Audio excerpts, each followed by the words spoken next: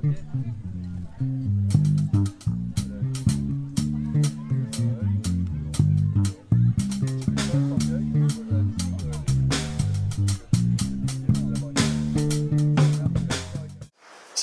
my title of my talk was Finding Love in a Bit. If you really think that you enjoy your life as a programmer and you don't want that idea to be questioned, track B is a good place to go right about now. I'll break for a bit. My name is Chris Williams, as Charlie mentioned. How many people here know who I am? Okay, that's actually pretty good. How many of you know what JSConf is? Have heard of it? Okay, my wife and I started that. How many of you have seen these yellow JS stickers? That's my fault. Those robots, they were cool, right? I'm the guy who made the channel for that to exist. I only say this not because I'm a wanker, but because it's odd being with this talk and not giving you some historical perspective. So you can still call me a wanker, but just don't do it for that moment of haughtiness. I'm actually, hopefully, a very humble person, or at least I strive to be. But most importantly, I am a human being. Raise your hand if you're in the room and you're not a human being. Next to the cat. Okay, Eli has actually replaced 90% of his body, so I guess he does fall in the not human category. Before we go too far, and bear with me on this, this is sort of a talk that I gave at JSConf to you where I didn't actually talk, but this is basically a big experiment. Part of this experiment is going to start out with having you be involved. How do I, for my entire talk, I want to try to encourage you to stop doing what you're doing, that person in the back. Hi, sir. Yes. Here's a talk. Can everyone close their laptops? Put your laptop in the middle of the table. Take your smartphone out. Put that in the middle of the table. Just roll with it. It's really 30 minutes. Nothing is going to happen. EC2 is still going to be down. Okay. Now that I have your attention, I want to let you know that I'm here today because I disconnected from Twitter. But not even about. Exactly 200 days ago, I was sitting in Phoenix Airport. The Skyhawk, or Sky River, Sky Phoenix something. What is it? Harbor. Sky Harbor, that's it. And something had happened. I'm not here to discuss what had happened. I'm more here to discuss what it opened my eyes to. That's an odd sort of differentiator. If you'd like to discuss what had happened, we can talk about that later. But that isn't critical to my point.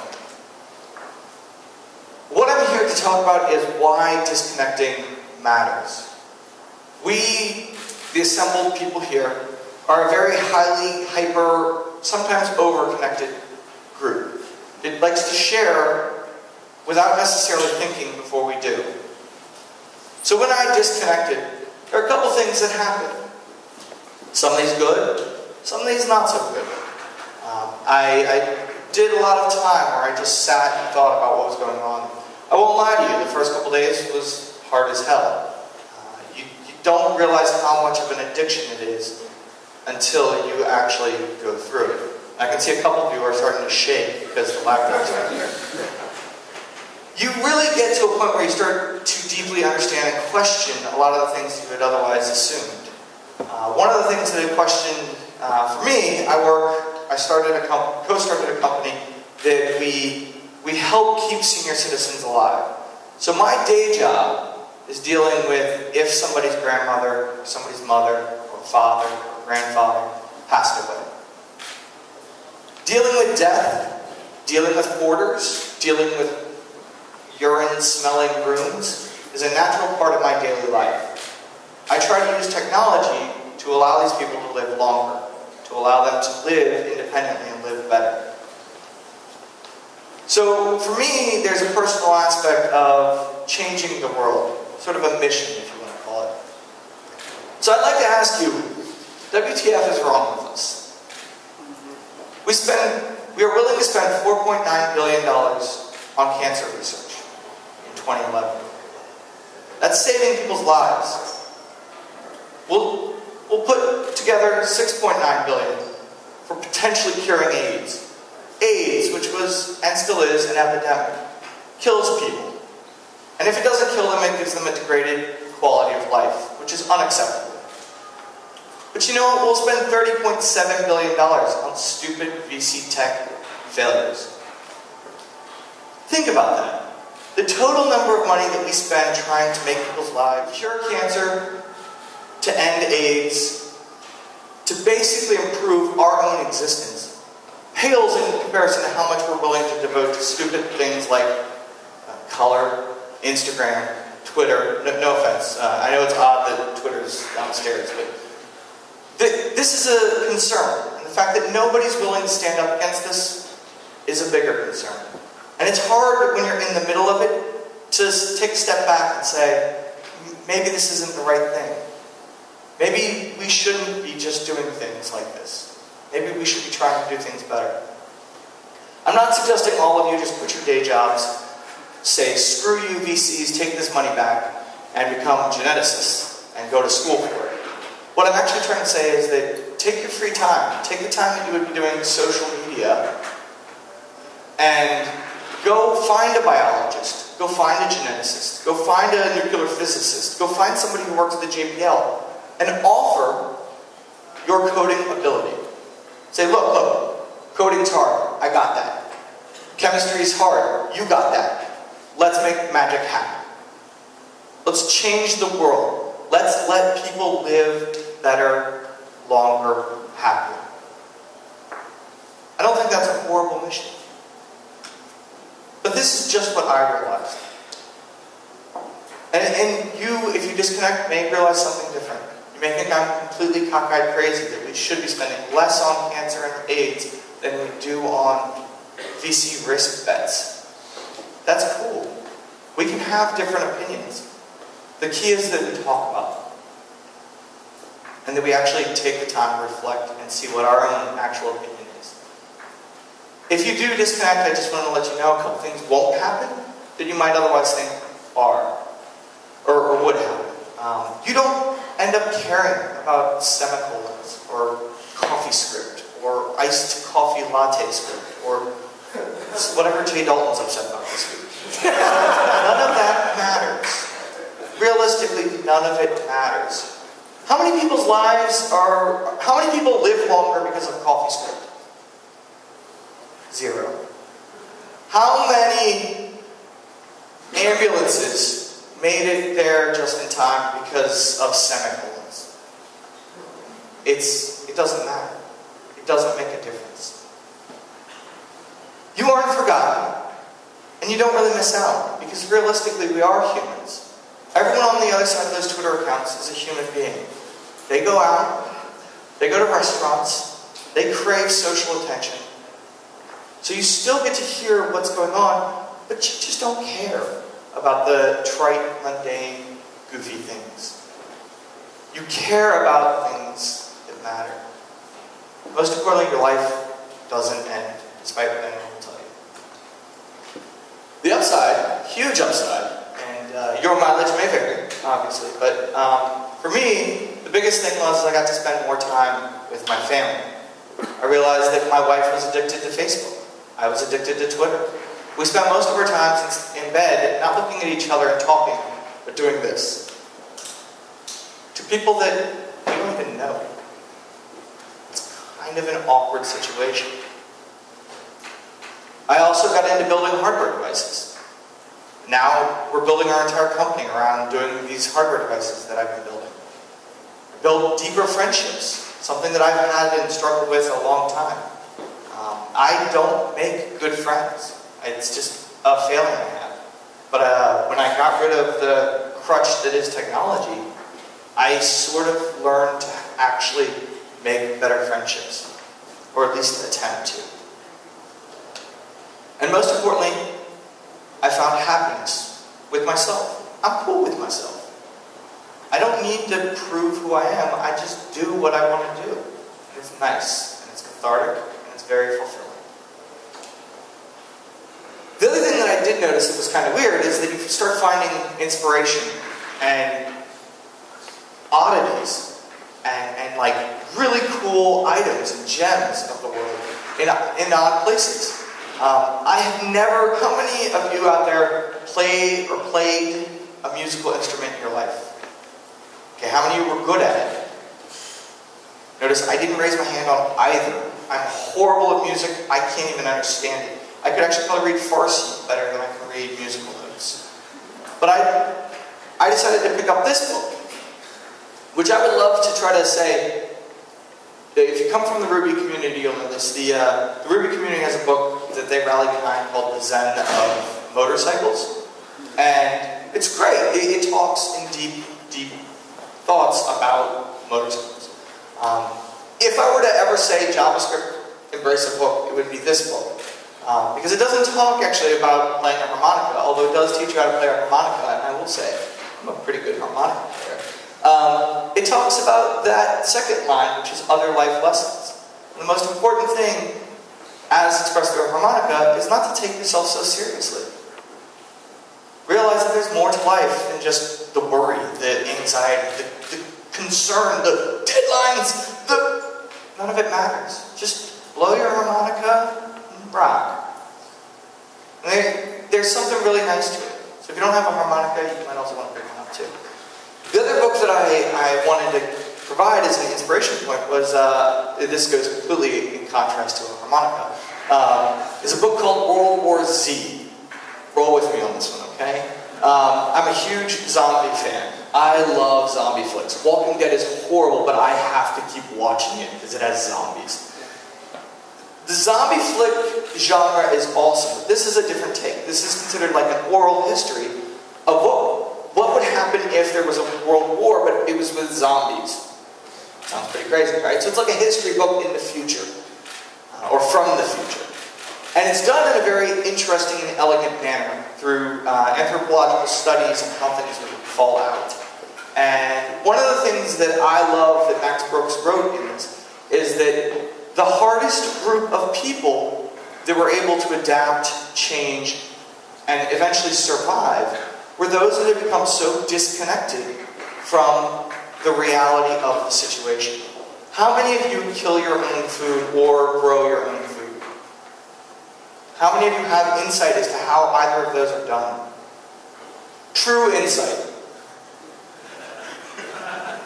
Okay? That's kind of scary, that we don't know how our food's processed. Most of us. Some of us are knowledgeable of it, which is great. In the book, he contends that people who don't know how to at least plant a garden are going to be the first to die off, because they don't know how to feed themselves. People who don't know how to share and work together in a community are going to be the first to die off, because they're not going to be able to work together. And by die off, you either die off in natural causes or zombies attack you, which the last part's kind of fun.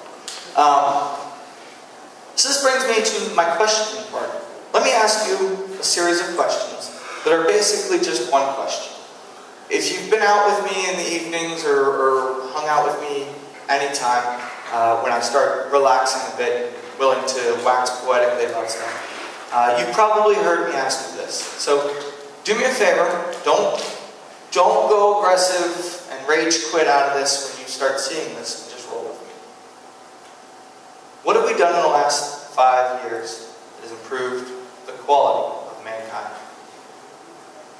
10 years? 20? How about 30?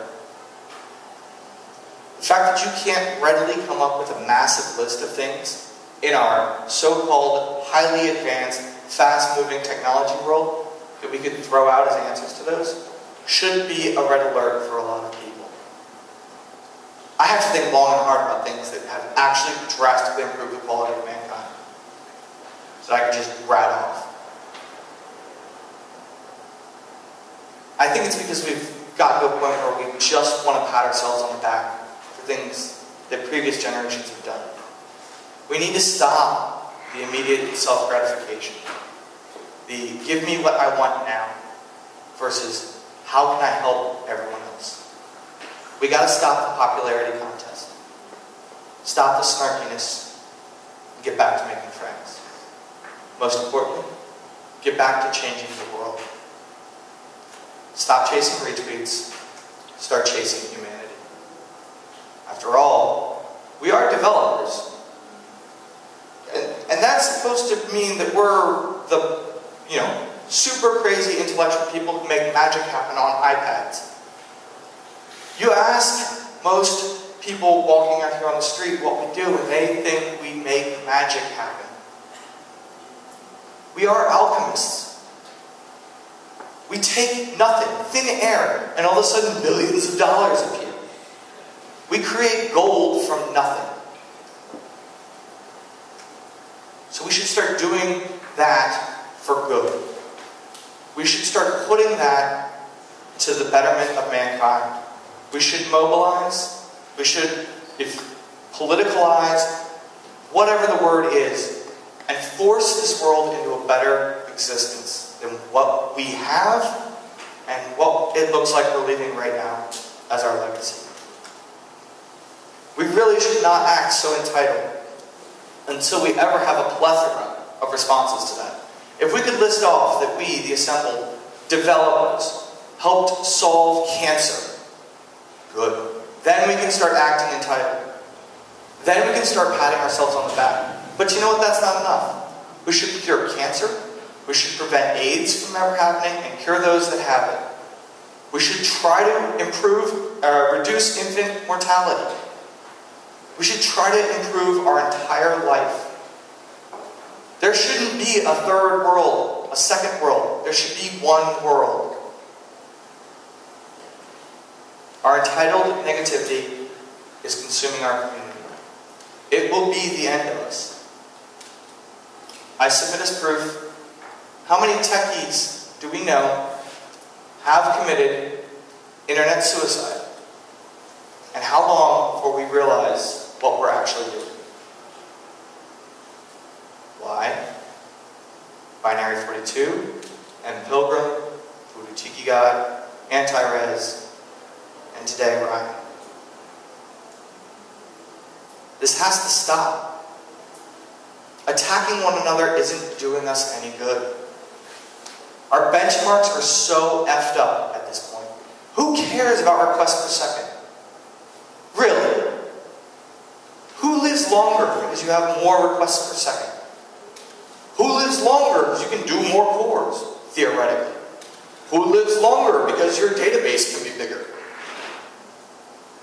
It's a tough question. Maybe our benchmark should be lives improved, years added, happiness increased, more critical and important things. So let's try something as a group. You don't have to do this by any means, but I'm just going to make a suggestion. I'm going to throw out an idea. Disconnect from the virtual world. Pick one day. Start with one. You don't need to go crazy and follow me or any of the other people. Pick one day and say, you know what? I'm cutting off Hacker News, Reddit, Slash.dig, Twitter, Facebook, Google+, all these things that want me to publicize my entire life so that way I can get my 15 minutes of fame. Cut off all that. Look inside and go and try to change the world. I promise you, if you do this, you'll get your 15 minutes of fame and a lot more. And at the end of the day, you'll go to bed happy with who you are.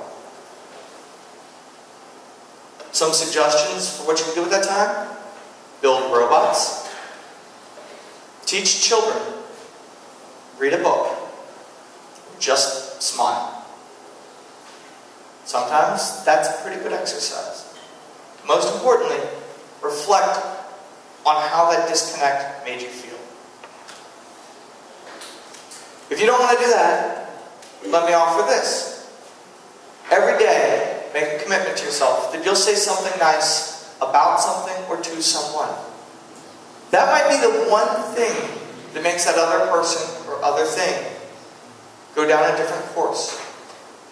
You may not cure cancer, but you may say to someone that they're doing an amazing job, and they may go on because of that encouragement to do that.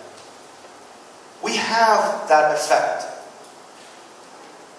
We also have the negative effect. that if you throw negativity, you could destroy a whole fleet of things that could happen. A wise man, Paul Campbell, once said, or sang in a song, "It's what you do, it isn't what you say." And this is a very important thing that I think we've all forgotten. Doing things is hard.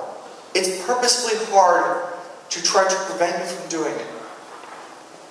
But it's so much more important to do things in the physical world, to make change, to at least attempt it. And you know what? If you fail, who cares? You at least try. Words, they hurt, they sting, but they're just words. I take zero value in anyone who talks but doesn't do. If you go to events and complain but don't go run your own event, I'm not going to take as much stock. Sorry, but it's what you do that matters. Doing is much more important than just talking. So basically the sum of this is that I'm here at a technology conference asking you to reduce or stop using technology. But I'm not really saying that. And I hope that's not what you take away from this. I'm asking you to, instead of doing stupid things on the internet, do great things for yourself, your family, your friends, the rest of us here, and the rest of the world. This isn't really a keynote, especially not one that tells you to go into the world all happy. This is just me sharing my experience. This is all I have, is my experience. And I'm just hoping that we can, as a group, make things better. And somewhat a selfish reason. I have a daughter, and I have another one on the way. We're hoping, I'm hoping, that we can provide that next generation something better than what we have now. I want to say thank you all for being amazing. And I want to let you know that the greatest appreciation you can possibly give a conference organizer is to go out from here, or from any conference, and do something amazing. I want to thank Charlie, Anna, Luke, everyone else who helped make this happen. This is an important event, and we always call them community events, but the reality is it's not a community event. 3 people got together and decided they wanted to put something on for you. They wanted to create something special for you. If they hadn't sold tickets, the community doesn't come in and save them. They would have to mortgage their house, go into foreclosure, take all that risk. Bear that in mind. Most importantly, I want to thank everyone here for believing in me and for being my friend.